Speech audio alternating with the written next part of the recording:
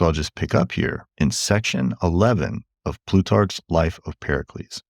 Plutarch says, at the time in question, Pericles made a particular point of easing the reins or the bridle on the people, and he began to design his policies with a view to their gratification. And a more literal reading of that is that Pericles was politicking or governing with an eye towards the people's gratification or favor. He was always thinking up something to put on in the city, a spectacle for general consumption, a public feast, a procession. He used a series of not entirely tasteless pleasures to keep control over the city. Now, what's most interesting there is that the phrase not entirely tasteless translates literally in the Greek, not without the muses. So not to overthink this, but it's almost as if Plutarch wants to say that what Pericles was doing was with the muses, once you get rid of those double negatives, but he holds back and uses the much less stronger version of not without the muses, because as we're going to see, it's going to become very difficult to ascribe any kind of piety to Pericles. And so we can summarize what's being said here as follows. Pericles is courting the favor of the public by politicking or governing, always with an eye to public spectacles. And keep in mind that the Greek word for spectacles there has the valence of contemplation, theoria. But Pericles is putting on these public spectacles that are not without the muses. Or alternatively, he's governing by way of spectacles that are pleasing to the public, that reach towards the divine, but they're not the divine. They're made or performed or put on by man. But continuing into section 12, Plutarch says the following, provisions of his, in other words, the provisions of Pericles, which was the greatest source of pleasure and improvement for Athens, and the greatest source of astonishment for everyone else in the world, was that which all by itself confirms for Greece that her much vaunted ancient power and prosperity have not been misrepresented. That is, the construction of the sacred buildings. And for us in particular, that's especially going to include the Parthenon phrase. But continuing, Plutarch says, of all Pericles' policies, this was the one which his enemies particularly maligned and criticized time and again in the assemblies. They howled, the fame and reputation of the Athenian people are suffering because of the transference of that common Greek funds, in other words, the treasury, from Delos to our own keeping. Moreover, Pericles has undermined the most plausible excuse we had to offer our critics, namely, that the removal of the treasury from Delos, had been prompted by fear of the Persians, in the sense that we wanted to have it in a safe place where we could guard it. The Greeks regard it as an outrageously arrogant treatment. In other words, all of the non-Athenians regard it as an outrageously arrogant treatment, and most especially as blatant tyranny, when they can see that we are using the funds they were forced to contribute for the military defense of all Greece to gild and embellish our city, as if she were a vain woman adorning herself with costly marble, statues, and temples at 1,000 talents a time.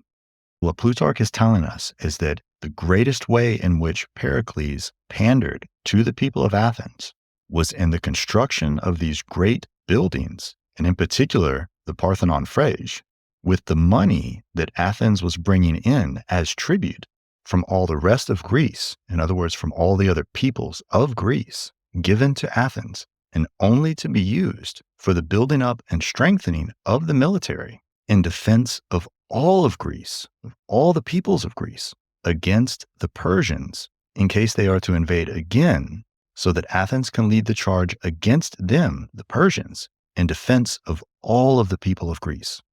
Pericles moves that treasury from Delos to Athens and then proceeds to use it as his own piggy bank to fund beautification of Athens. And Thucydides himself is going to tell us that this use of money, of the revenues that were supposed to be in defense of any future Persian wars, ends up being, in fact, a source for the Peloponnesian War. In other words, all the other Greek peoples see this as an abuse by Athens of their money, which is supposed to be for building defenses in case the Persians invade again. And yet there Athens is decking itself out as if it's a woman on a shopping spree.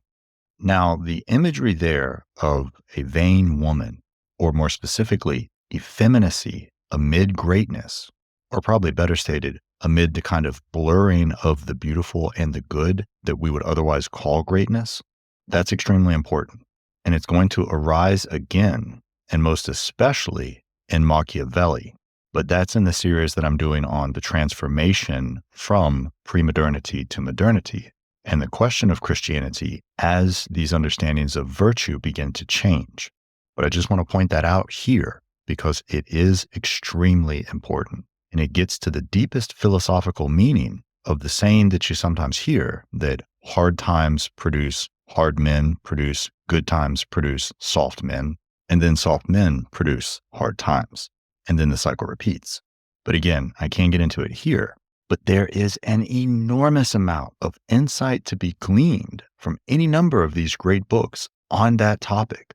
But as it stands here, this is what Plutarch says that Pericles' response is to that criticism. Pericles used to tell the Athenian people that since they were defending the allies and keeping the Persians at bay, they were not accountable to them for the money. The tribute the allies paid consisted only of money, not of horses, ships, or soldiers. And money, he claimed, belongs to its recipient, not its donors, as long as the recipients provide the services for which they're being paid.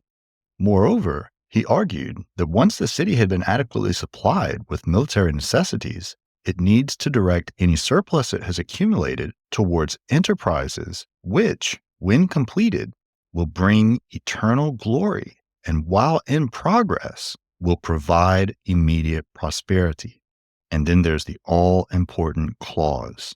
He says, in the sense that they will generate all kinds of work and a wide range of requirements, which by stimulating all the arts and crafts, in other words, techne, technology, and getting every hand moving, put almost the whole city in receipt of wages, so that the city is simultaneously being embellished and supported out of its own resources. So let me emphasize here, part of Pericles' response, and what I'm suggesting is the most important part for our purposes, is that the surplus of money that remained after the military necessities had been taken care of was to be used for enterprises which, when completed, would bring Athens eternal glory. And it's precisely these enterprises in the pursuit of eternal glory that stimulate innovation in techne, technology.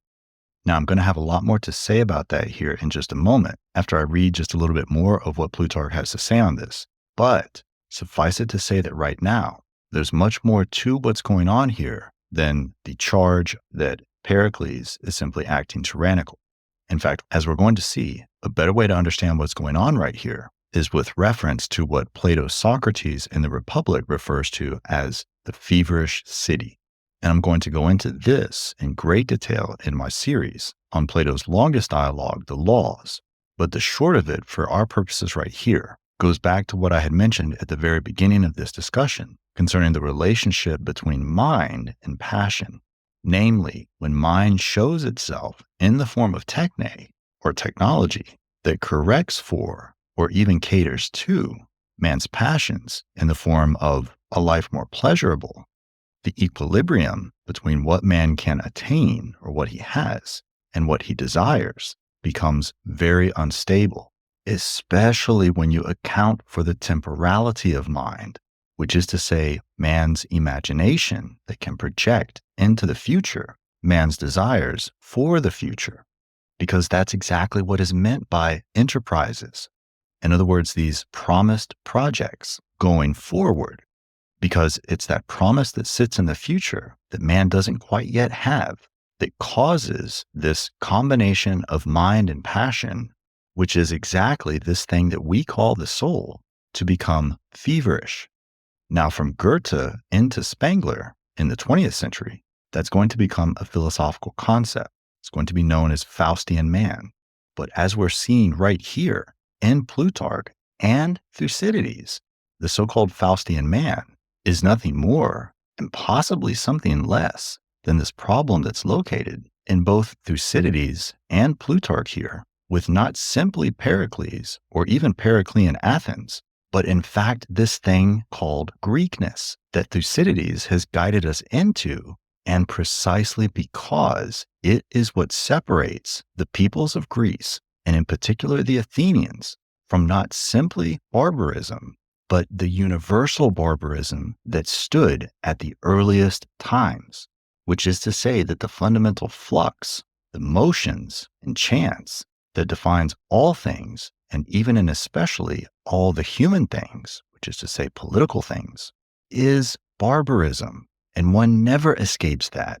But instead, you have these rare occasions where mind is finally able to have enough rest so that it can show itself in the form of techne, technology, to master the motions, to master the flux. And the fundamental question that Thucydides has his finger on the pulse of in those opening paragraphs that have brought us to this point is whether and to what extent and how long such mastery through techne, and that especially includes the art of politics, or politike in Greek, the art of politics, can endure. And as I've said in this discussion already, that question can be restated as whether wise statesmanship can last or endure given the very problematic nature of man. And all of this has come tumbling out of just those first 6 or 7 passages in the opening of Thucydides' Peloponnesian War.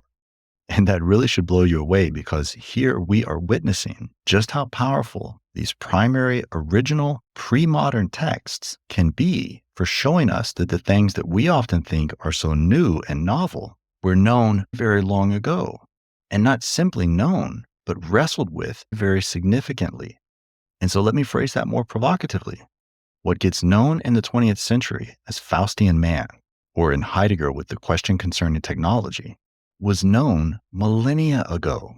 And not only was it known, but it's understood to be, as we're seeing here, an inherent characteristic of the very nature of man himself, and with particular emphasis for man in political community.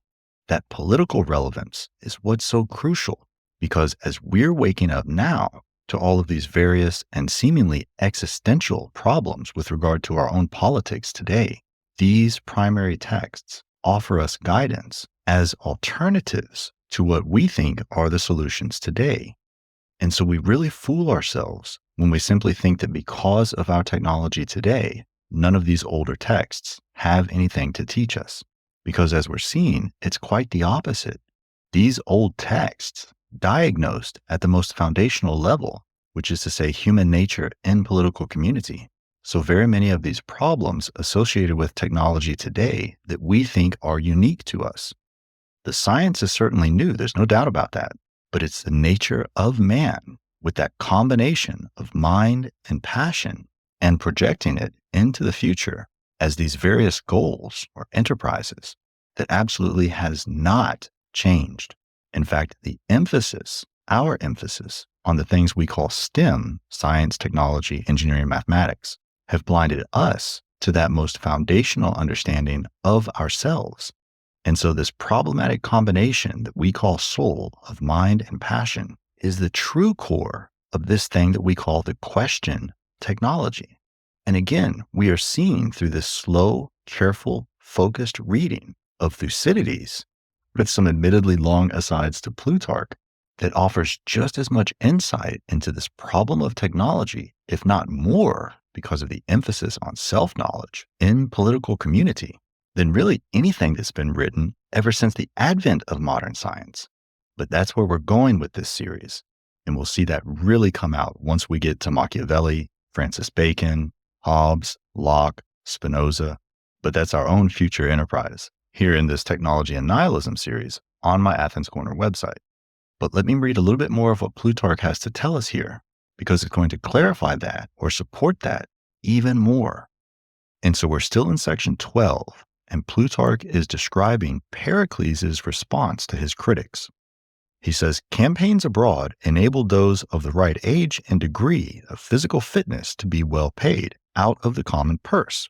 But since Pericles did not like to see the crowd of disorganized artisans excluded from payment while wanting to avoid paying them for remaining unproductive and idle, he enthusiastically introduced before the assembly impressive schemes for constructions and plans for work that would employ a wide range of skills and take time to complete, so that those who stayed at home might have just as much of a reason to be paid out of the public funds and to share in the general prosperity as those who were out at sea or on garrison duty or serving in the army.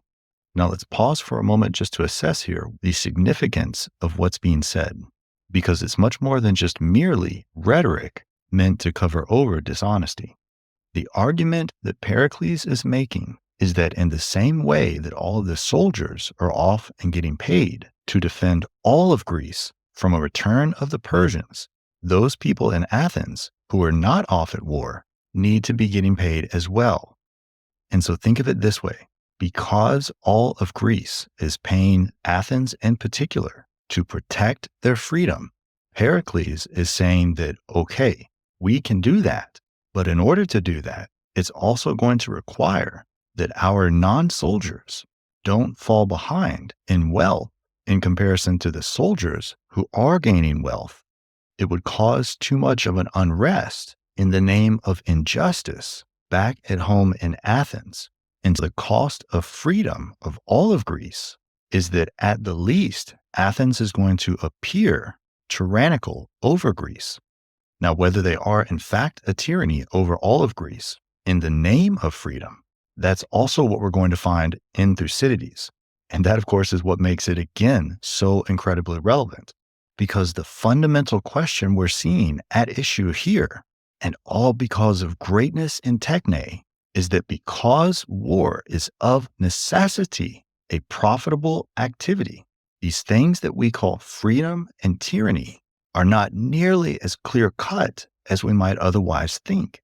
And you could say that's the philosophical depth in our proverb or our saying that freedom isn't free. And then skipping ahead just a little bit to section 13, Plutarch continues as follows. For all the wonderful size, inimitable beauty, and exceptional charm of the buildings that then began to arise, and for all the fine workmanship of the craftsmen who were striving to surpass the limits of their craft, the most astonishing thing of all was the speed of the results. Whereas people imagined that each of them would take many successive generations, at least, to be completed, every one of them was finished within the prime of a single administration. That administration, of course, being Pericles' administration. And so he's getting credit for this. And Plutarch continues, this is what makes Pericles' works even more impressive, because they have durability despite having been completed quickly.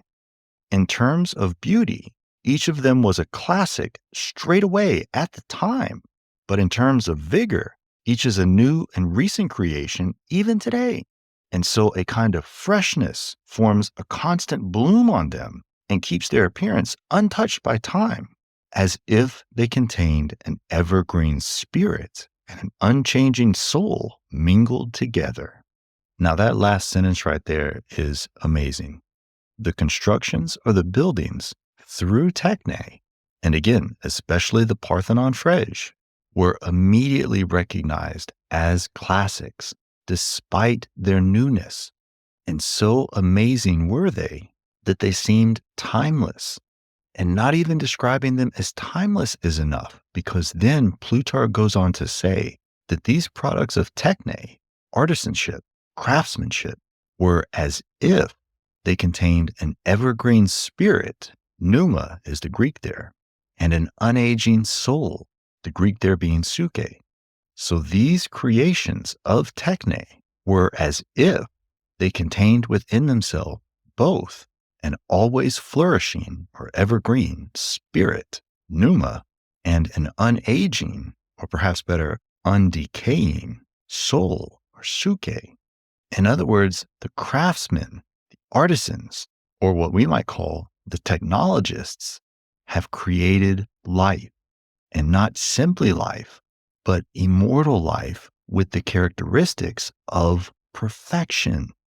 Now, I suggest for your consideration that description of anything is and has always been reserved only and exclusively for that which we would consider the divine. But notice there's nothing whatsoever said about the divine in this. And what we are witnessing here is techne, or technology, striding onto the stage as a substitute or a replacement for the divine.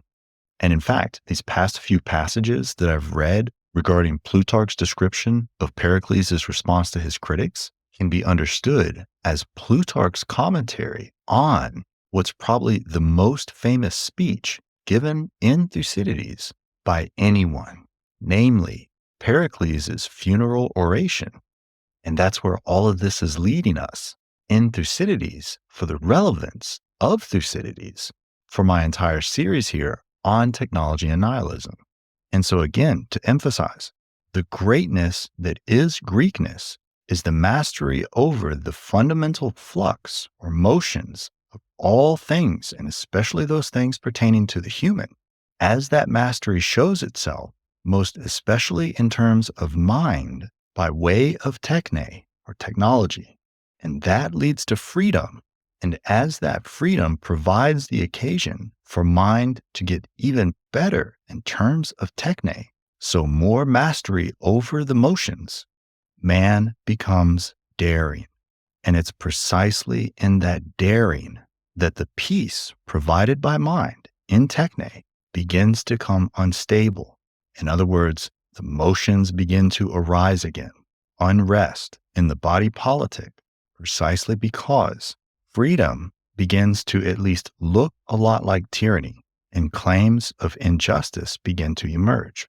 But all of that said, in what is probably my longest digression, and that's saying a lot, we found ourselves in this long digression because we're trying to understand the nudity that arises in the 6th paragraph of Thucydides' Peloponnesian War.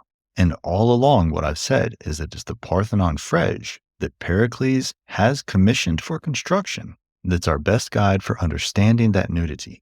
And as we found in Plutarch, the Parthenon Frege, being one of those constructions, is timeless and appears as if to contain an evergreen spirit, an unchanging or undecaying soul.